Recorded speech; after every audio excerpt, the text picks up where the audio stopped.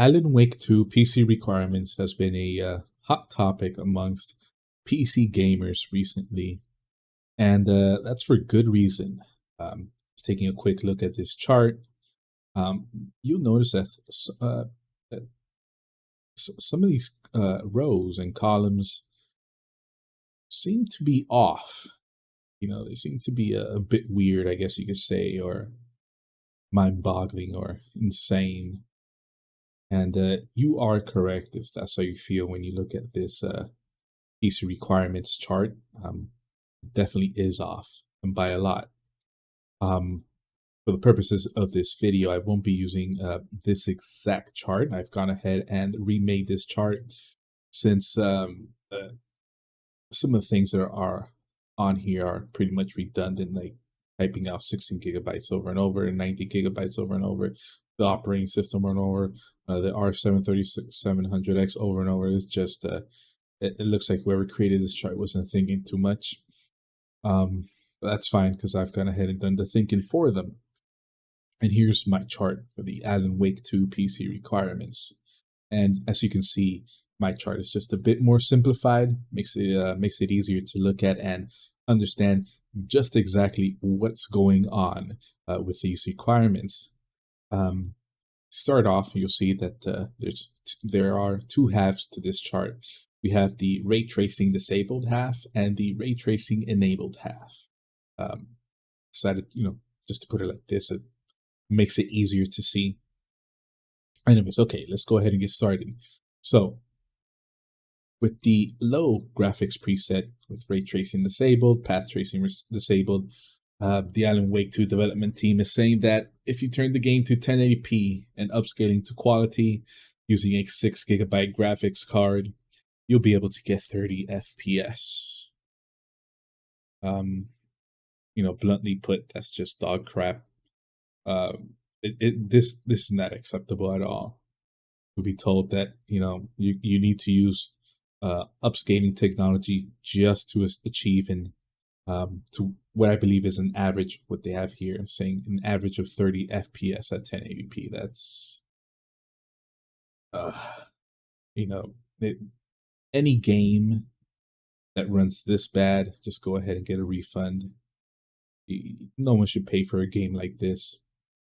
Moving right along, ray tracing disabled, path tracing disabled, graphics preset set to medium, playing at 1440p, upscaling set to balanced again. You're getting 30 FPS using an 8 gigabyte card. That's again, that's just dog crap. That should not be happening, like so like right here it says using 8 gigabyte card, 3060 RTX 3060 8 gigabyte card. The 3060 8 gigabyte card is just one generation removed. It's not an old graphics card at all.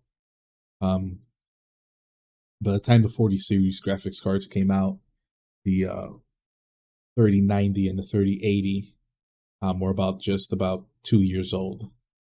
3060 less than that, since the flagship GPUs always come out first, and then the lower end graphics cards come out second.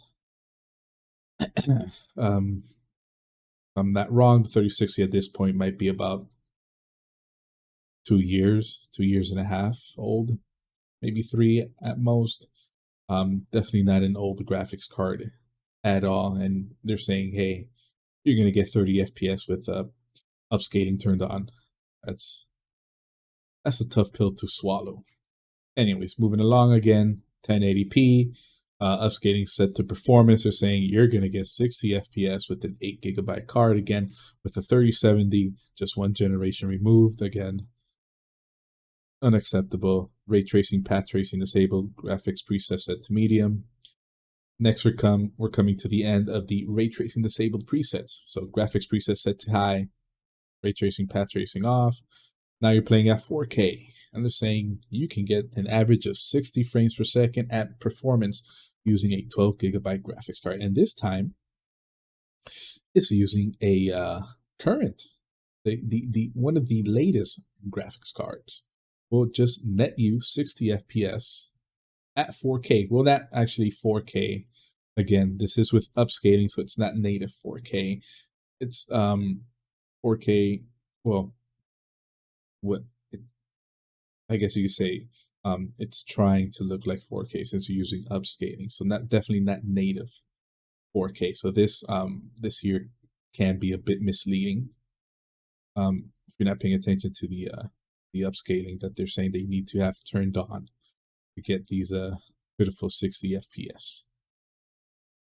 All right, second half of the chart, ray tracing enabled.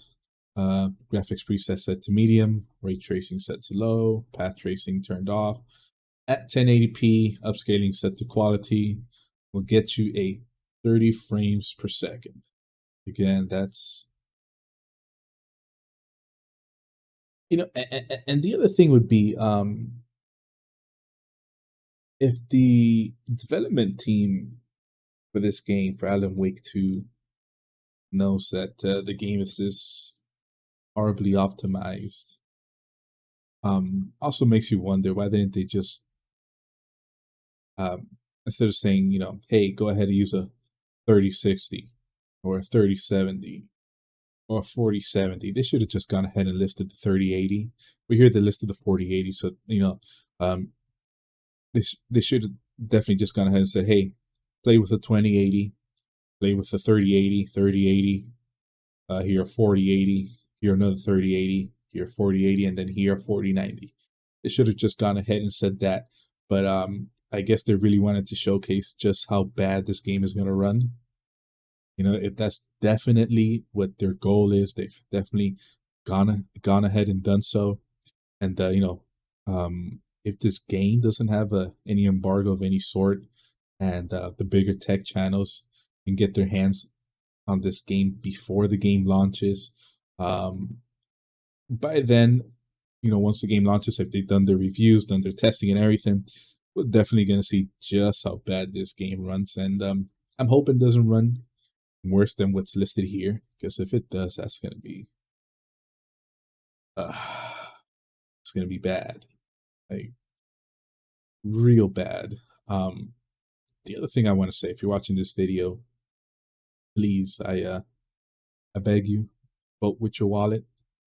I understand that we can make videos, post them to YouTube, TikTok, Twitter, make a live stream on Twitch or Kick, or wherever else.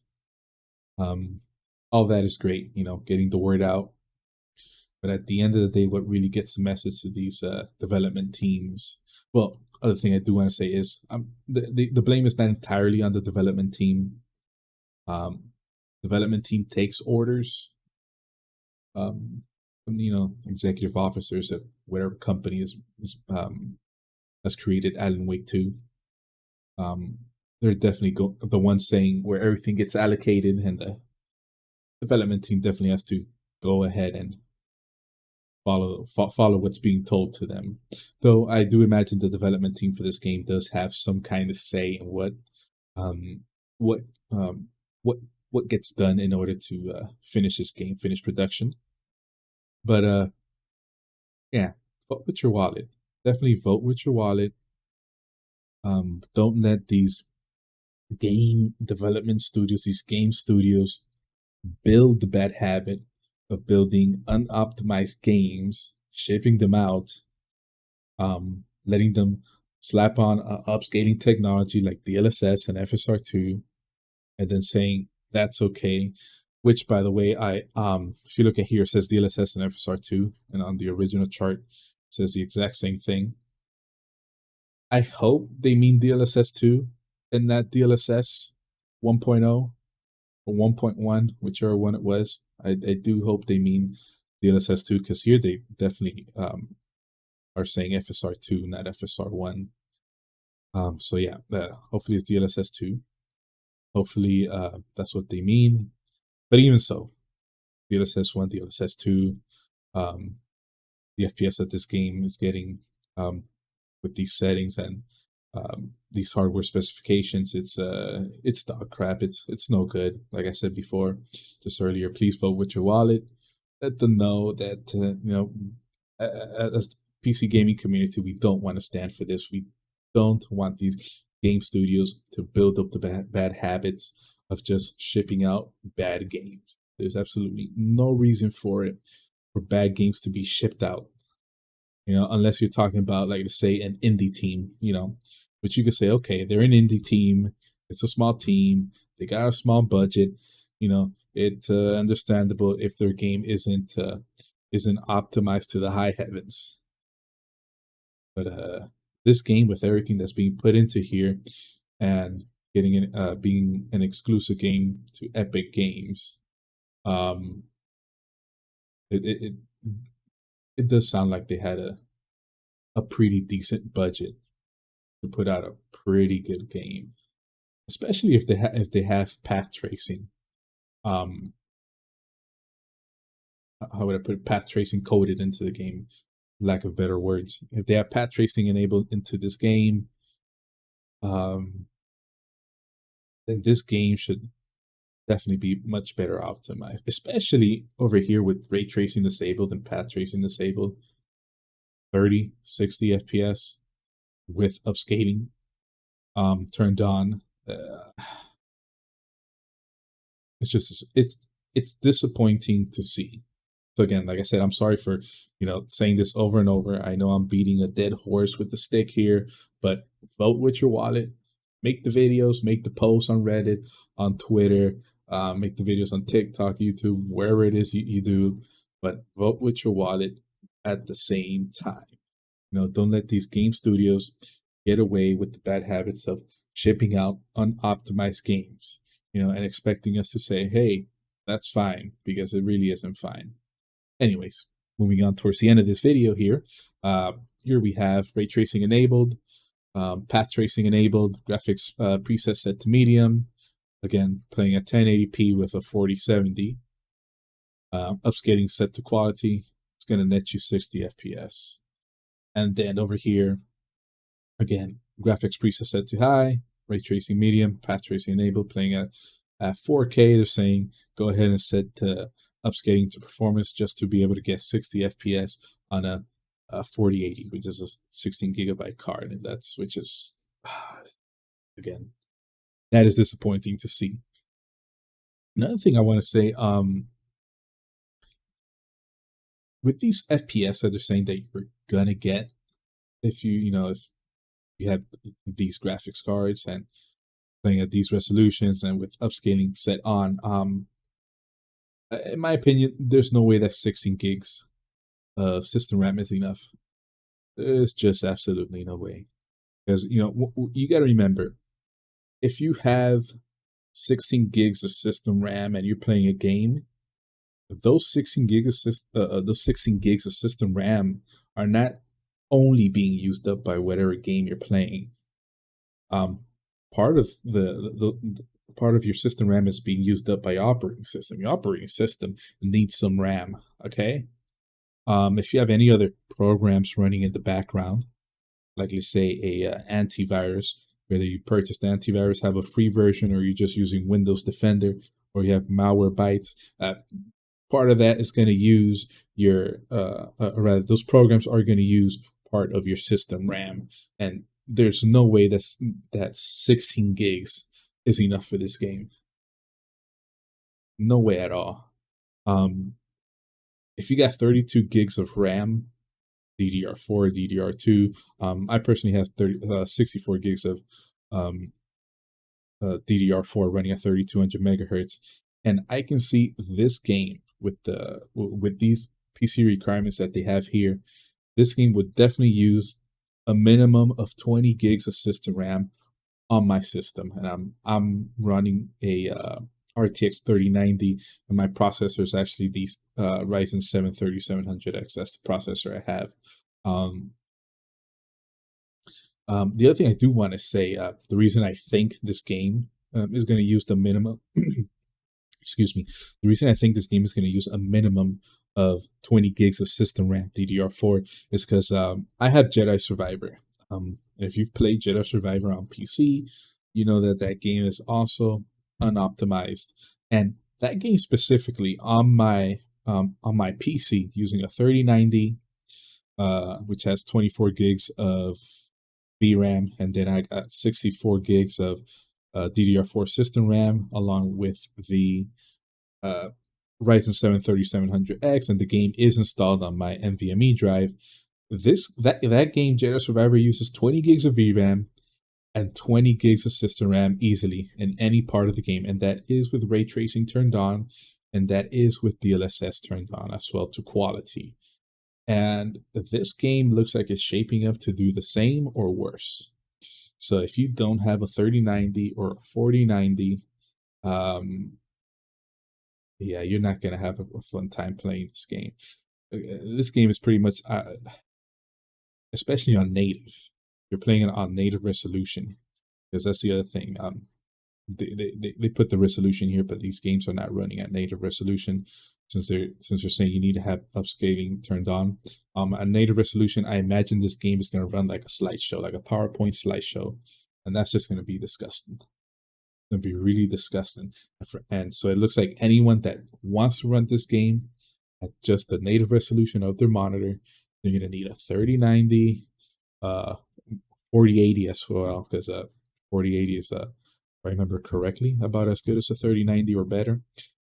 Sorry, not a 490, 3090. 4080 is just as good or better than a RTX 3090 or RTX 3090 Ti, and you're going to need a RTX 4090 to run at the native resolution.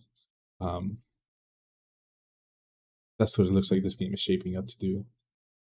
Let's see what else here. Last thing there is on this chart is just the storage, 90 gigabytes, and then operating system, Windows 10, Windows 11. Yeah, that's normal. I will say 90 gigs isn't too big compared to other games that have come out this year, the year 2023.